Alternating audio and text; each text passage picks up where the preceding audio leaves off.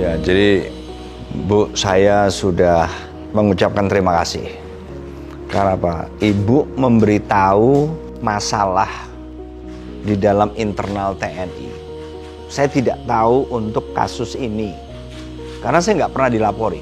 Saya sejak masuk di sini, akhir November, sampai dengan ibu itu bicara di media, saya nggak pernah tahu, nggak pernah dilapori.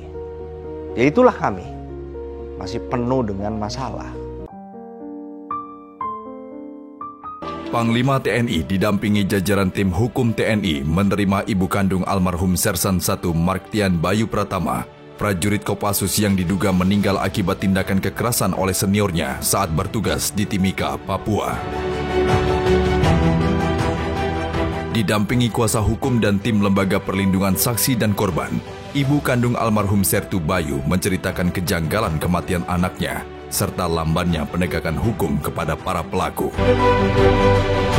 Monggo, Bu. Saya kesini untuk keadilan untuk anak saya. Anak saya berangkat ke Papua ditugaskan itu 29 Juni sampai di Papua. Itu baik-baik saja, nggak ada masalah. Tanggal 17 Juli saya ditelepon sama anak saya pagi itu. Ini saya ada masalah. Masalah apa? Tolong carikan uang saya 130 juta awalnya gitu. Dan apa saya bilang gitu, terus pokoknya carikan, saya ada masalah. Terus tanggal 4 September dia dipindah ke Jayapura, dijemput itu katanya. Mulai di sana dia doakan saya nih, mudah-mudahan saya bisa menjalani ini semua. Nggak apa-apa, mau cari uang sampai nanti mudah-mudahan cepat dapat. Seminggu atau nggak salah 2 minggu sampai 3 minggu dia mengeluh, Mak. Setiap hari dapat kekerasan terus. Setiap malam itu WA sama saya karena kakinya biru itu, Pak. Ini habis dihajar tadi ini, terus Pak. Saya setiap hari nangis terus. Menurut pengakuan ibu kandungnya, pada awalnya korban terjerat hutang piutang dengan para rekannya. Selain itu, korban juga dituduh terlibat dalam penjualan amunisi kepada kelompok separatis di Papua, sehingga mendapat pemeriksaan dan kemudian dikabarkan meninggal pada 8 November 2021.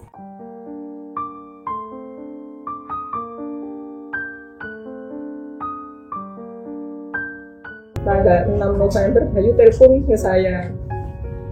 Kasih tahu Bayu sudah selesai semua. Tolong nanti setelah ini nggak usah diulangi lagi.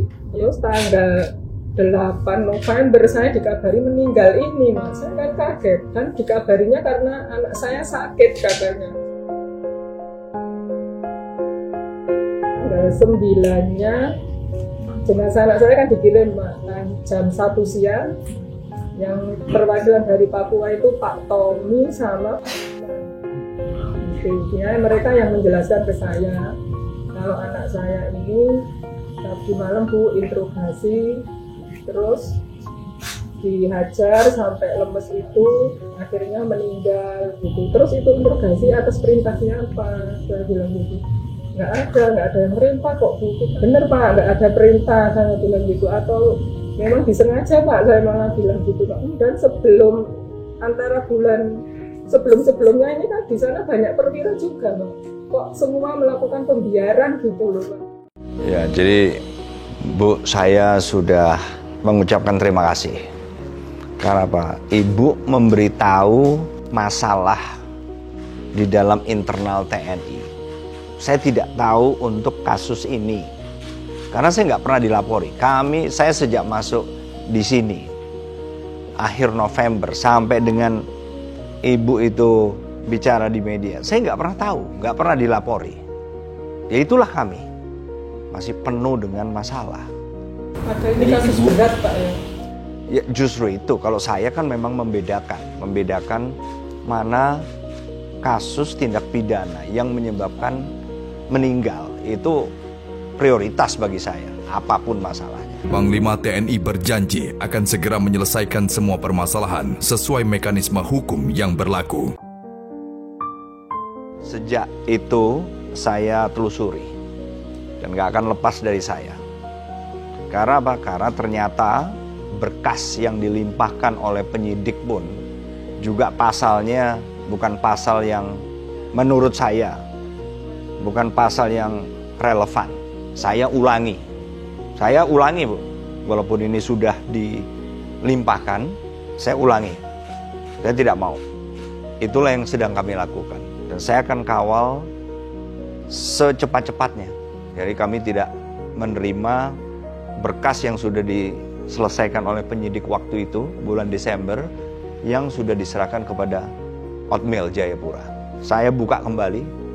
Ya, ini kan juga salah satu hal yang akan bisa membuat paling enggak ibu yang sudah kehilangan anaknya ini kemudian merasa ya paling enggak ada keadilan lah.